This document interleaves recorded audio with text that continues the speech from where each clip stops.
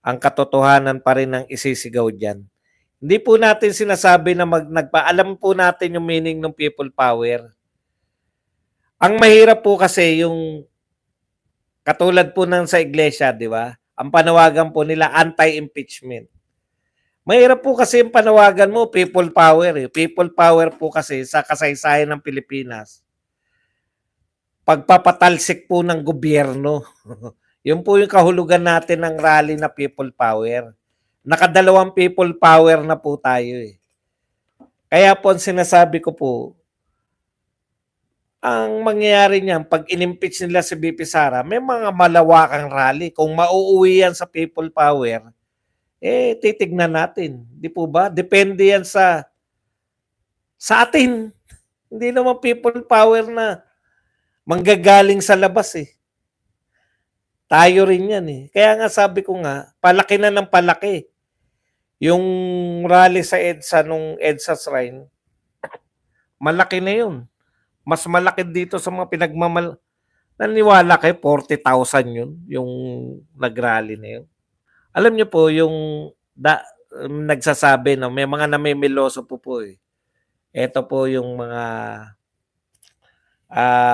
namimiloso po. Bakit mayaman ba tayo nung panahon ni Tatay Digong? Di ba? Sa biglang tingin, parang sabihin, oo nga, no, hindi po ganun yun. Pag mahirap ka, ang pagkakaiba po ng mahirap ka lang, tapos nag-give up ka na sa buhay, wala kang nakikitang pag-asa. Marami po mahirap na ganun eh. Give up na siya sa buhay. Pero may mga mahihirap po, magkasing hirap lang sila nung nag-give up na. May mga mahihirap po na nakakakita sila ng pag-asa. Yun po yung pagkakaiba natin. Kahit pareho tayong mahirap kay Tatay Digong, mahirap din tayo ngayon kay Bongbong Marcos. Ang pagkakaiba po, yung nakakakita ka ng pag-asa nung panahon ni Tatay Digong, kitang-kita mo eh. Antindi ng build eh. Tapos nakakakita ka talaga ng hustisya. Kahit na mahirap ka noon, mahirap ka ngayon, mahirap ka noon, wala kang kakaba-kaba, nakakapaglakad ka ng gabi, dahil walang mga addiksyonis, mahirap ka ngayon, nariyan na naman yung mga siga-siga na basta ka nalang babatukan, basta ka nalang tututukan, no? Bumalik na naman, harap-harapan na kung saan-saan nalang tumitira yung mga addiksyonis. Mahirap ka pa rin ngayon pero nababalitaan mo mayat maya may mga ginagasa. Mahirap ka ngayon, may nabalitaan ka na sumabog lang kaya natuklasan na merong shabulab. Mahirap ka ngayon pero nakikita mo ang daming magnanakaw. Mahirap ka noon pero nakita mo kahit hindi ka nagpupunta ng airport, nababalita na wala na nalalaglag na bala sa NAIA. Mahirap ka noon pero nakita mo yung mga opisyal ng gobyerno pinakakain ni Duterte ng mga perang pangkikil nila. Alam mo yun, yung mahirap ka pero nakakakita ka ng tatay na nagtatanggol sa'yo. Hindi ka tulad ngayon na mahirap ka na, dinadayok-yok ka pa, nababalitaan mo, panay nakaw sa gobyerno. Nababalitaan mo, bumalik yung mga droga. Hindi mo nababalitaan, nasaksihan nyo na bumalik na yung mga droga, etc. etc. Yun po ang pagkakaiba. Pwede ka mahirap pa rin noon, mahirap ka pa rin ngayon, pero yung kapanatagan mo noon, yung pag-asa mo noon na gaganda na Pilipinas, yung pag-asa mo na maari nang umunlad, yung proud ka sa presidente. Kung OFW ka, sinasabihan ka ng mga tao riyan sa pinuntahan mo na, pwede nyo ba ipahiram sa amin yung presidente nyo? Yun ang malaking pagkakaiba noon at ngayon. Nakikita mo noon, pag bumabagyo, putya, wala naghahanap ng ayuda-ayuda eh. Ayan na kagad. Pupunta ka sa evacuation. Pag sinabi, punta na kayo sa evacuation, pupunta ka sa evacuation dahil kumpleto gamit doon. May makakain ka, meron kang...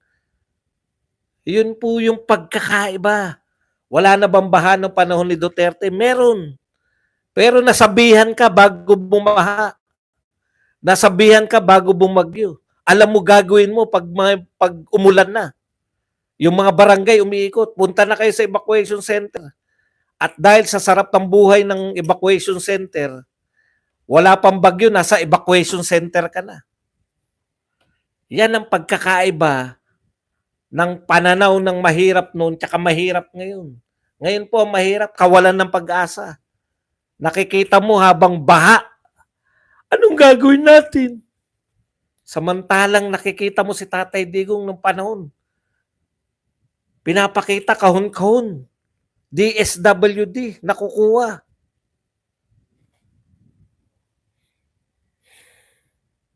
Yun yung pagkakaiba. Hindi ko sinabing mayaman tayo, naghirap lang tayo ngayon. Marami pong hindi mahirap nun. Ngayon, naghirap.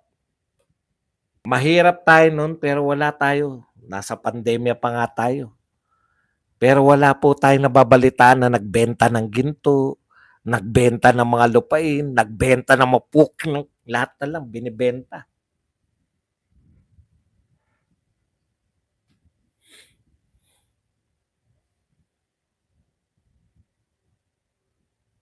Kaya hindi natin makalimutan yung mga Duterte. Hindi tayo madadaan sa tokis. Totokis nyo ngayon. Gustong-gusto namin yung Duterte tumahimik sa lugar namin. Anong gusto namin? Nababalitaan namin namamatay yung mga pusher, mga drug lords, o yung mga inosenteng kagagawan ng mga adik ang nababalitaan naming namamatay. Anytime, pipiliin naming namamatay yung mga drug lords, mga drug pusher, kaysa yung mga inosenteng 84 years old. Baldado, hindi baldado, bedridden, 84 years old, kinahasa ng adik.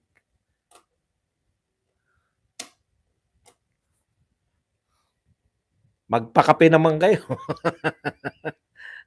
Kita niyo yung speech ni Badong, tuloy-tuloy. Inspired talaga, nakaka-inspired talaga ang mga Duterte. Hindi ka mananawang suportahan sila eh. Wala po akong kapassionate na na politiko na sinuportahan ng ganito. Eileen Nestal, thank you very much sa 10 AED. Alam niyo, suporta ko sa politiko hanggang hanggang isang taon lang, hanggang unang hanggang unang sona lang, pangalawang sona, wala na akong interes. Si Tatay Digong lang po talaga yung nagbigay sa atin ng pwede palang mangarap ang Pilipinas na yumaman. At may posibilidad talaga. Kaya ito, mas malupit tong BP Sara, gagawin nila ang lahat para hindi siya maging presidente. Yung umaasa na, ba't si Martin ba sigurado, mas mataas si Tulfo. Kayang-kaya po ni Martin na gawing vice president lang yan. Worse than Noynoy Aquino. Opo, alam nyo kung bakit worse kay Noynoy? Kasi si Noynoy, wala naman siyang sinundan na Duterte. Alam nyo kung bakit worse si Marcos? Sinusundan mo Duterte. Yung mga ginawa ni Duterte, yung 50 years na problema natin ng insurgency, 6 years, halos matapos na ni Duterte. Halos. Kaya nga galit na galit sa kanya yung Makabayan Black. 50 years mahigit. Meron ng insurgency. 56 years. Sa panahon lang ni Duterte, nagkaroon tayo ng pag-asa na matatapos na. Totoo lang po. Sa kasi Pinoy, di ganyan kagrapal ang corruption. Pretty Emmy, salamat sa pakape. Kay Pinoy po, in fairness po, wala pong mga PMMA tayong naririnig na nagsasabi na sila na may control sa budget, sila pa ang contractor, sila pa ang subcontractor, sila pa ang supplier. Tapos palpak pa yung nagawa. Wala naman tayong narinig sa AAI na ganyang mga pahayag. Wala po. Pero hindi ko sinasabing hindi palpak si Pinoy. Ano pa po? Swerte na, di ba? Susundan na lang Nariyan na po yung mga ginawa, itutuloy mo na lang. Bakit lumiko ka pa? Yun yung nakakainis eh. May formula na lahat. Tignan nyo yung lahat ng pinagmamalaki niyang proyekto. Yan yung mga proyektong tinuloy niya mula kay Tatay Digong. Yung mga ina-inauguratean ngayon, mga proyekto yan ni Tatay Digong na tinuloy niya lang. Kung tinotoo mo yung sinabi mo, na itutuloy mo yung mga proyekto ni Digong, wala tayong problemang ganito.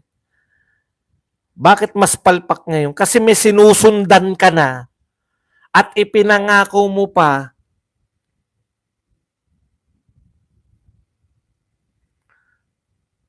katandem mo pa yung anak, yung suporta sa'yo, majority. Ikaw lang ang presidenteng majority. Nakakuha ng majority vote sa haba ng panahon. Buwat nung naging multi-party system tayo, ikaw pa lang yung nakakuha ng pinagtiwalaan ng ganyang karaming boto. Isa lang ang tumalong boto sa'yo, si Sara Duterte. Ang laki-laki ng binigay sa'yo na tsansa. Susundan mo lang, di ka na mag-iisip. Inilatag na lahat ni Duterte. Nabigay na sa'yo lahat. Subway, meron na. Ikaw sana ang unang makakapag-subway sa lahat ng presidente dahil tinutuloy mo naman yung Duterte. Yung Mindanao Railways, matatapos yan sa terminum mo sana kung hindi mo inawat at dahil ayaw nyo sa China. Ano pinagmamalaki mo na iyo? Wala. Wala kang proyekto. May mga pinagmamalaki ka bang mga proyektong natatapos? Meron, in fairness.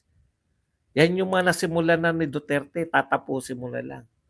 Ano yung point ko? Kung ang pinagmamalaki mo lang ay mga proyekto ni Duterte, sana tinuloy mo na lang lahat. Sana wala ka nang binago. Sana yun yung legacy mo. Ikaw ang tumapos. Sa pangalan pa lang, putya, ayaw mo nang matabunan. Build na nga. Ginawa mo pang build better more. Asan na yung 1 million na pabahay? Asan na yung 20 pesos na bigas?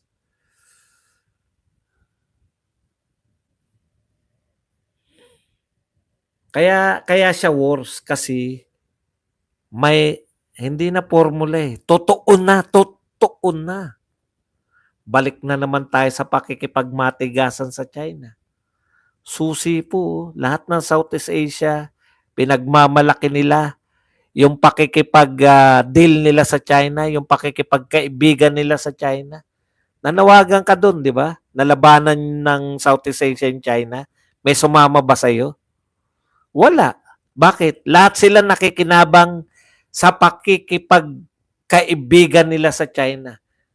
Hindi ko naman sinabing maging Chinese province tayo. Tutuloy mo lang yung friends to all, enemies to none. Pero gusto mo, friends to one. Balik tayo sa friends to one. Ay, bogs time, meron na rin. Alam mo yung Mindanao Railways? Approve na rin po yan lahat. Meron na rin magpopondo, China. Ano sabi ni, sino na nga yung DOTR? Gusto ko nang kalimutan dahil sa dami ng kapalpakan eh. Ano sabi ni, Bautista ng DOTR? Ay, ayaw natin sa China kasi mas mura pag iba. Mas mura daw. Mahal daw po yung yung interest ng China. Mas mura daw sa iba. Asan na yung mas mura? Nakakuha ka ba? Siyempre, pag malakihan mo yung China, hindi, si Bautista ngayon. Mataas daw po yung interest ng China. Kaya hanap daw po ng ibang deal sa ibang bansa. May nakuha ka bang deal? Wala. Kala niya kasi, ganun lang kadali yung ginawa nila Tugade nila Duterte. Kaya bumuhos po yung infrastructure program natin, no, sa panahon ni Duterte. Kaya po bumuhos dahil Duterte ang presidente. Hindi po. Kaya po bumuhos dito noon dahil si Duterte nakita po ng buong mundo.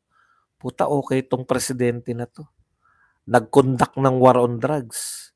Nag-conduct ng war on corruption. Support natin to. Hindi po suportahan dahil nakakita na. Suportahan natin at yung pera natin dito ay mapapangalagaan. Dami pong kumita sa panahon ni Duterte sa stock market. Maniwala po kayo sa akin. Naengganyo nga ako mag-stock market eh. Kung nakita po naman, ang mga investor po, wait and see sila eh. Yan yung problema ng mga investor sa Pilipinas. Alam nyo kung anong pangunahin nilang problema? Mag-invest kami ng kapital, magpapatayo kami ng pabrika o kung ano pa man. After 6 years, bago na naman ang presidente, bago na naman ang patakaran. Wala tayong continuity. Ang sabi ko nga sa inyo, yung Singapore, hindi nila naabot yan. Yung yaman ng Singapore ngayon, hindi nila naabot yan nung panahon ni Lee Kuan Yew. Si Lee Kuan Yew, kapanahunan ng tatay ni Marcos. Ang ginawa ng Singapore, mula kay Lee Kuan Yew, tuloy-tuloy po. May continuity. Dito sa atin, pati pangalan nagkakatalo eh. Ayaw ko ng build. Build better mo. Kasi BBM. Nakita nyo bang may mga acronym ba na Duterte o kaya Digong o kaya Rodrigo? Yung taong tunay na may achievement, hindi niya kinakailangang ipangalan sa kanya yung mga proyektong wala na, non-existing project. Ano lang yung hindi po mapagmalaki si Tatay Digong. Tatanungin nyo kung ano nagawa ni Tatay Digong, ano sagot niya? Tumingin lang kayo sa kapaligiran. Makikita nyo. Ang kalagayan natin ngayon, tapos tayo po ay mga Duterte supporter, isa lang po gagawin natin. Ako po naniniwala ko tayo ang majority sa Pilipinas. Mga Duterte po ang majority sa Pilipinas. Gawin po natin yung nararapat natin gawin. Iboto po natin yung mga kandidato ni Tatay Digong para sa ganun makabalik ang isang Duterte pagdating ng 2028. Maiis po yan. Alam niyo po ninyo, pagka first time po, there's always a first time. Lagi-lagi po ang midterm election. Kaya nga po yung mga pangalan na yan ng mga senador, ng mga sikat, senatoriables na sikat. Kaya sila lahat kay BBM. Kasi sa history po, every midterm election, kuha po yan ng baguhin natin ang history. Kung nabago natin ang history na isang unknown na mayor mula sa Davao City, naging presidente ng Pilipinas. Kung merong taga Mindanao na first time bumoto ang mga Pilipino na taga Mindanao bilang presidente, binago natin ang history. Minsan pa, magtiwala tayo sa atin. Huwag kayong makinig sa mga nagsabi na hindi dapat iboto yung mga kandidato ni Duterte kasi. Makinig tayo sa atin. Tayo ang nakakarami sa Pilipinas. Patunayan natin.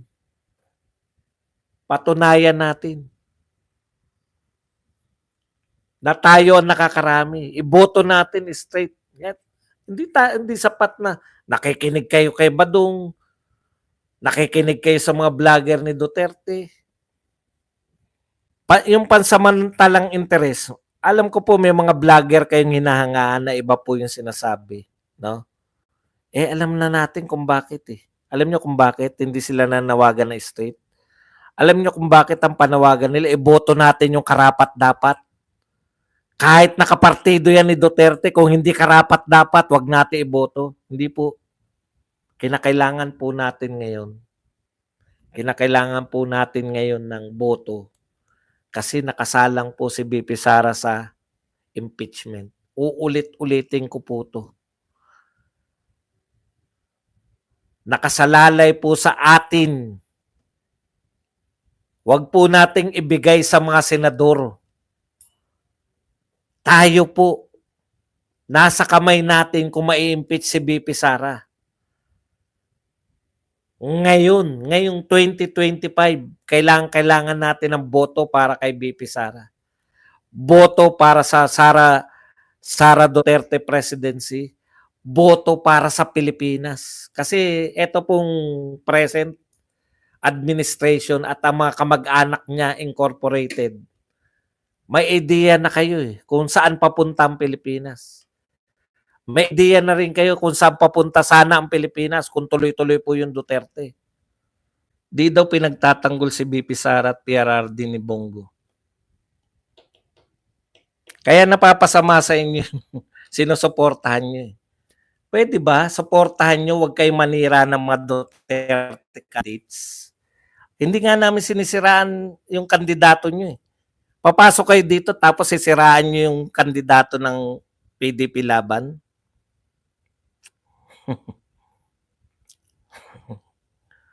May nalalaman pantahimik. Hindi pinagtatanggol si VP Sara at si Tatay Digong.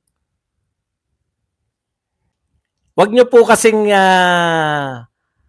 may sarili po kasing yung mga Duterte, no? Huwag nyo pong papasok kayo tapos didiktahan nyo yung mga gusto ng mga Duterte. Sisiraan nyo yung mga Duterte. Okay? Huwag nyo sabihin na sinisiraan namin si Vic Rodriguez. Wala pa akong sinasabi kay Vic Rodriguez. Dati, nung hindi pa siya tatakbo, yung panahon pa ni Marcos. Marcos siya di ba? May nasabi ko riyan, labanan sa Malacanang. Nung siya po ay tauhan pa ni Marcos. Supporter pa tayo nun dahil hindi pa nabibiyak yung Kaya si Vic Rodriguez, yung panahon na yun. Pero ngayon, wala pa akong alam. Sa rally nga niya, sumama pa ako. Kahit init na init ako. Hindi po tayo, wag po kayo maguluhan. No? Wag po kayo maguluhan. Meron po tayong kandidato na buhat-buhat po lahat.